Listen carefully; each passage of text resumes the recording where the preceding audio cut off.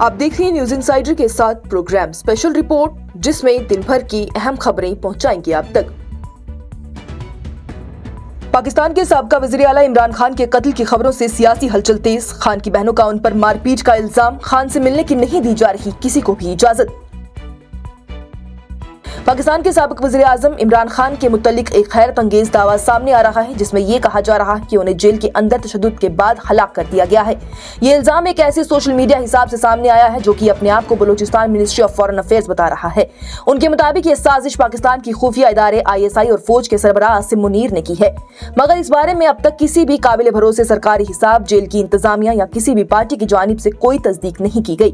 इस खबर के बाद से सोशल मीडिया पर तशवीश बढ़ गई है। जेल के बाहर भीड़ की तस्वीरें और वीडियोस फैलाई जा रही हैं, जहां लोग ये कह रहे हैं कि इमरान खान की बहनों और खानदानों को उनसे मिलने नहीं दिया जा रहा। इससे लोगों के शुबहात और गहरे हो गए हैं और शायद ये भी कहा जा रहा है कि उनके साथ कोई संजीदा वाकया हुआ है। इमरान खान की 3 बहनें नौरीन नियाजी, अलीमा खान, डॉक्टर उस्मा खान ने पंजाब के पुलिस चीफ उस्मान अनवर को एक खत लिखकर ये इतला दी है कि उन पर और PTI के कारकुनों पर जो भी तशद्दुद हुआ है उसकी मुनसिफाना तहकीकात की जाए। उनका ये भी कहना है कि वो अदियाला जेल के बाहर 1 महीने से इमरान खान से मुलाकात न होने पर पुरअमन एहतजाज कर रही थी, मगर बिना किसी वजह के अचानक से स्ट्रीट लाइट्स बंद कर दी गई और अंधेरे में पुलिस ने उन पर बहुत सख्त तशद्दुद किया। नौरीन नियाजी का ये कहना है कि उनकी 71 साल की उम्र में उन्हें बालों से पकड़कर जमीन पर फेंक दिया गया और घसीटा गया। उनका ये इल्जाम है कि औरतों को थप्पड़ मारे गए और नीचा दिखाया गया। उन्होंने ये भी कहा है कि ये सब कुछ उन अफसरान ने किया है जिनका ये फर्ज है कि वो अवाम की हिफाजत करें, ना कि उन पर तशद्दुद करें। इमरान खान अगस्त 2023 से जेल में बंद है और 1 महीने से किसी को भी उनसे मिलने की कोई इजाजत नहीं दी जा रही। PTI का ये कहना है कि ये बंदिश गैर इल्मी पाबंदी है। खैबर पख्तूनख्वा के वज़ीर आला सोहेल अफरीदी की जानिब से भी इमरान खान से मिलने की 7 बार कोशिश की गई, मगर जेल इंतजामिया, जो कि PTI के मुताबिक फौज के दबाव में है, उन्होंने मिलने नहीं दिया।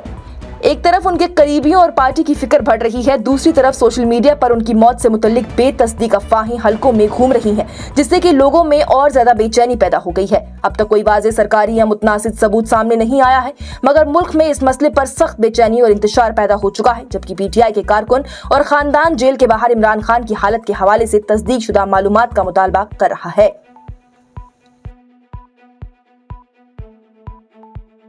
जम्मू कश्मीर के नायब वज़ीर आला सुरेंद्र चौधरी की जानिब से वैष्णो देवी यूनिवर्सिटी पर मचे बवाल को फिरका परस्ती की साजिश दिया करार। जम्मू कश्मीर के नायब वज़ीर आला सुरेंद्र चौधरी की जानिब से आज Shri Mata Vaishno Devi institute of medical excellence में MBBS सीटों के हवाले से पैदा हुई बहस पर कहा गया है कि हिंदुस्तान की असली खूबसूरती उसकी अनेकता में एकता है और खासतौर पर जम्मू कश्मीर हमेशा से ही भाईचारे की मिसाल रहा है।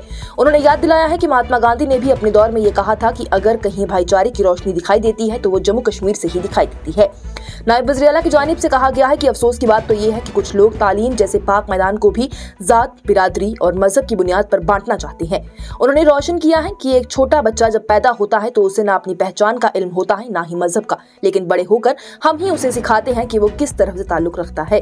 उन्होंने ये भी कहा कि जो लोग यूनिवर्सिटियों, कॉलेजों और स्कूलों में भी ये फुटप्यारी, फिरका परस्ती और जात मसाइल लाना चाहते हैं, अवाम को उनसे होशियार रहना चाहिए। नायब वज़ीर आला ने अपील की है कि तालीम को सियासत के और फिरका परस्ती से बचाया जाना चाहिए, क्योंकि कम अज कम एक ऐसी जगह तो रहनी चाहिए जहां लोग सुकून की सांस ले सकें और नौजवान सिर्फ तालीम और तरक्की का रास्ता चुन सकें।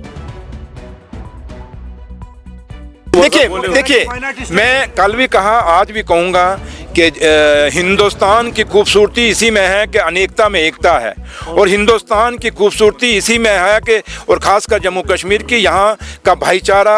महात्मा गांधी ने अपने उस दौर में कहा था कि मुझे अगर भाईचारे की कोई किरण दिखती है तो जम्मू कश्मीर से दिखती है।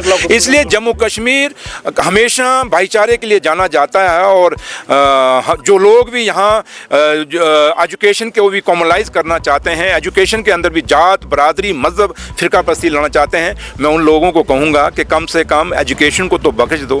ये बच्चा जो छोटा सा तैयार होता है, बड़ा होता है, जब वो बचपन में पैदा होता है उसको कोई पता नहीं होता कि मैं कौन हूँ, किस मज़हब से हूँ, किस धर्म से हूँ, लेकिन बड़े होके हम लोग उनको बनाते हैं, तुम कहाँ हो, तुम कहाँ हो। इसलिए जो लोग ये यूनिवर्सिटीज़ के अंदर, कॉलेजेस के अंदर, स्कूलों के अंदर जो फिरका परस्ती और कम्युनलिज्म लाना चाहते हैं और जात बरादरी लाना चाहते हैं, उनसे आम लोगों को बचना चाहिए। और हम उनको कहेंगे कि वास्ता रब का है, कोई एक दायरा तो छोड़ दो जहाँ लोगों को सुख का सांस ले।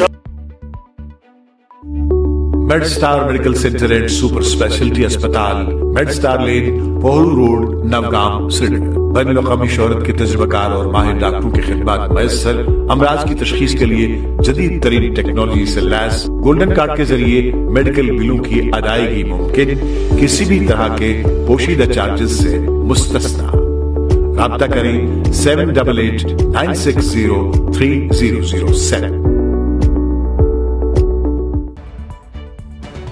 अदालत की जानिब से रकुन पार्लियामेंट इंजीनियर रशीद की पार्लियामेंट के इजलास में शिरकत के लिए पैरोल पर रिहाई की दरख्वास्त पर फैसला महफूज कर लिया गया। पटियाला हाउस कोर्ट ने बुध के दिन ही बारामूला से मेंबर पार्लियामेंट इंजीनियर रशीद की उस दरख्वास्त पर फैसला महफूज कर लिया है जिसमें उन्होंने दिसंबर में होने वाले पार्लियामेंट इजलास में शिरकत के लिए कस्टडी पैरोल की इजाजत मांगी थी। अब्दुल रशीद शेख इस वक्त एनआईए के एक दहशतगर्दी केस में कैद है। स्पेशल एनआईए जज प्रशांत शर्मा की जानिब से दोनों तरफ के दलाइल सुनने के बाद ही हुक्म 27 नवंबर तक महफूज कर लिया गया है। एनआईए के वकील ने अदालत को बताया है कि एजेंसी को इस बात पर कोई एतराज नहीं है कि मुलजिम हिरासत में रहते हुए पार्लियामेंट सेशन में हिस्सा ले। अब्दुल रशीद शेख की जानिब से उनके वकील ने भी विख्यात ओबरॉय और निशिता गुप्ता ने ये कहा है कि उन्हें भी किसी शर्त पर कोई एतराज नहीं है, बस इतना है कि कस्टडी पैरोल के खर्चे से मुतल्लिक जो फैसला दिल्ली हाई कोर्ट ने देना है उसके मुताबिक ही आगे का अमल तय किया जाए। मेंबर पार्लियामेंट इंजीनियर रशीद ने अदालत से दरख्वास्त की है कि उन्हें 1 दिसंबर से शुरू होने वाले पार्लियामेंट सेशन में शिरकत के लिए या तो इंटरिम बेल दी जाए या फिर बिना किसी खर्चे के कस्टडी पैरोल दी जाए। इससे पहले भी उनकी जानिब से पार्लियामेंट सेशन में जाने और अपना हल्फ उठाने के लिए कस्टडी पैरोल मिल चुकी है। इस साल वो वाइस प्रेसिडेंट के इंतखाबात में भी वोट देने के लिए पार्लियामेंट भेजे गए थे। फिलहाल उनकी कस्टडी पैरोल के खर्चे से मुतल्लिक फैसले में तब्दीली की दरख्वास्त दिल्ली हाई कोर्ट में ज़ेरे गौर है। 7 नवंबर को हाई कोर्ट के 2 रकुन बेंच ने इस मसले पर मुख्तलिफ राय दी थी, जिसके बाद से ये मामला एक सिंगल जज बेंच को भेज दिया गया है। एनआईए की जानिब से दिल्ली धमाका केस में मुलव्विस डॉक्टर उमर नबी के साथ देने वाले शख्स को किया गया गिरफ्तार। नेशनल इन्वेस्टिगेशन एजेंसी की जानिब से फरीदाबाद के रहने वाले एक शख्स को गिरफ्तार कर लिया गया, जिस पर यह इल्जाम है कि उसने दिल्ली ब्लास्ट के मेन मुलजिम और दहशतगर्द उमर उन नबी को ब्लास्ट से बिल्कुल पहले पना दी थी। याद रहे कि उमर ने ही वो गाड़ी चलाई थी जिसका धमाका खेज मवाद था और वो 10 नवंबर को लाल किले के करीब फट गया था, जिसमें 15 लोग हलाक हुए थे। गिरफ्तार शुदा शख्स जिसका नाम सोएब है और जो कि फरीदाबाद के इलाके दाऊद का रहने वाला है, इस केस में 7वां मुलजिम है जिसे कि एनआईए की जानिब से काबू किया गया है। तहकीकात के मुताबिक सोएब ने सिर्फ उमर को पनाह नहीं दी बल्कि ब्लास्ट से पहले उसकी मदद के लिए जरूरी सहूलियत और इंतजाम यानी लॉजिस्टिक सपोर्ट भी फराहम किया। वाज़ेह रहे इससे पहले एनआईए ने इस केस में उमर के 6 अहम साथियों को गिरफ्तार कर लिया है। एजेंसी का यह भी कहना है कि वो सुसाइड, कार बॉम्बिंग से ताल्लुक रखने वाले तमाम सुरागों पर काम कर रही है और मुल्क के मुख्तलिफ रियासतों में वहां की पुलिस के ताउन से तलाशी मुहिम जारी रखे हुए है ताकि इस खूनी हमले में शामिल तमाम अफराद की पहचान और उनका ताल्लुक साफ तौर पर सामने आ सके। एनआईए ने यह भी कहा है कि इस दहशतगर्दाना हमले की पूरी साजिश का राज खोलने की कोशिश जारी है और तहकीकात के दायरे को बढ़ाया जा रहा है। डायरेक्टर स्कूल एजुकेशन कश्मीर की जानिब से निजी पब्लिशर्स की किताबें खरीदने पर मजबूर वालिदैन के लिए मुआवजे का हुक्म किया गया जारी। Director school education Kashmir Nasir Ahmad Wani की जानिब से बुध को यह कहा गया है कि जिन स्कूलों ने हुकूमत की हिदायतों के बावजूद एनसीईआरटी के बजाय प्राइवेट पब्लिशर्स की किताबें बच्चों को दी हैं, उनके वालिदैन को हराजत का अजाला यानी कि मुआवजा देना होगा। उन्होंने वाजे किया है कि ऐसी गैरकानूनी कार्रवाई करने वालों के खिलाफ सख्त से सख्त इकदाम उठाए जाएंगे। श्रीनगर में सहाफियों से गुफ्तगू करते हुए वानी की जानिब से कहा गया है कि वालिदैन की शिकायतों को संजीदगी से लिया जा रहा है और कोई भी स्कूल एनसीईआरटी के मंजूर शुदा निसाब के अलावा किसी और किताब की इजाजत नहीं रखता। उन्होंने दोहराया है कि जो जिम्मेदार होंगे उन्हें मुआवजा देना पड़ेगा। सर्दियों के दौरान ही ट्रांसपोर्ट चार्जेस और दूसरे मसाइल पर उन्होंने ये भी कहा है कि ये तमाम मामलात फी फिक्सेशन कमेटी के दायरे में आते हैं और वालिदैन सीधा कमेटी के पास शिकायत दर्ज करवा सकते हैं जहां उनकी सुनवाई जरूर होगी। डायरेक्टर की जानिब से यह भी बताया गया है कि कश्मीर के तमाम जिलों में निगरानी कमेटीज बनाई जा चुकी हैं ताकि तालीमी इदारों में हुकूमती कवानीन की सख्त पाबंदी को यकीनी बनाया जा सके। उन्होंने ये भी कहा है कि फील्ड टीम्स हर जिले में ही मुतहरिक है और किसी भी किस्म की खिलाफ वर्जी पर कानूनी कार्रवाई भी की जाएगी। वानी की जानिब से ये भी इत्तला दी गई है कि प्री प्राइमरी क्लासेस की सर्दी की छुट्टियां शुरू हो चुकी हैं, जबकि बाकी क्लासेस की छुट्टियां वाइस स्केड्यूल के मुताबिक ही 1 दिसंबर से हो जाएंगी। और कांग्रेस रहनुमा राहुल गांधी की जानिब से आज यौम आइन के मौके पर बयान देते हुए कहा गया है कि आइन पर कोई हमला नहीं होने देंगे, उसकी हिफाजत करना मेरा फर्ज है। कॉन्स्टिट्यूशन डे के मौके पर कांग्रेस के रहनुमा राहुल गांधी की जानिब से कहा गया है कि हिंदुस्तान का आईन गरीब और मजलूम लोगों का सबसे बड़ा हिफाजती सिपर है। उन्होंने अवाम से अपील की है कि सब मिलकर ये भी कहें और हद भी करते रहें कि हम आईन पर किसी भी हमले को बर्दाश्त नहीं करेंगे, और ये भी वाजे किया है कि अगर कभी आईन पर किसी किस्म का हमला हुआ तो वो सबसे पहले उसके खिलाफ खड़े होंगे। राहुल गांधी की जानिब से एक्स पर एक पैगाम में लिखा गया है कि भारत का आईन सिर्फ एक किताब नहीं बल्कि हर शहरी से किया गया मुकद्दस वादा है, एक ऐसा वादा जो कि मजहब, जात, इलाके, जबान और अमीरी गरीबी से ऊपर उठकर हर किसी को बराबरी, इज्जत और इंसाफ देता है। उन्होंने जोर देकर कहा है कि जब तक आईन महफूज है तब तक हर हिंदुस्तानी के हकूक महफूज हैं। कांग्रेस के सरबराह मल्लिकार्जुन खड़गे की जानिब से भी कॉन्स्टिट्यूशन डे पर अवाम को मुबारकबाद देते हुए ये कहा गया है कि मुल्क को सबसे ज्यादा जरूरत आईन के बुनियादी असूलों जिसमें इंसाफ, बराबरी, आजादी, भाईचारा, रोशन ख्याली और समझदारी और समाजी बराबरी की हिफाजत है, ये है। उन्होंने BR अम्बेडकर के कालिमात को भी याद करते हुए कहा है कि आईन सिर्फ कानून का मजमुआ नहीं बल्कि एक तरीक़ेकार जिंदगी है।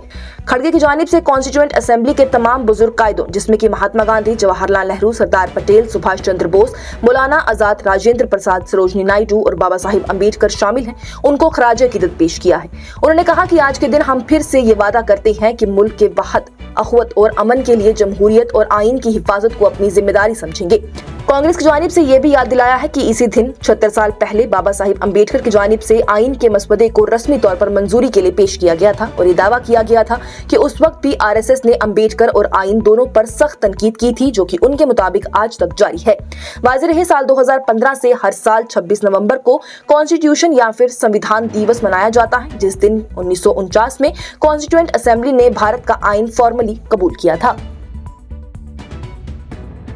आज की स्पेशल रिपोर्ट में इतना ही। दीजिए इजाजत। लेटेस्ट अपडेट्स के लिए देखते रहिए न्यूज़ इनसाइडर 24/7।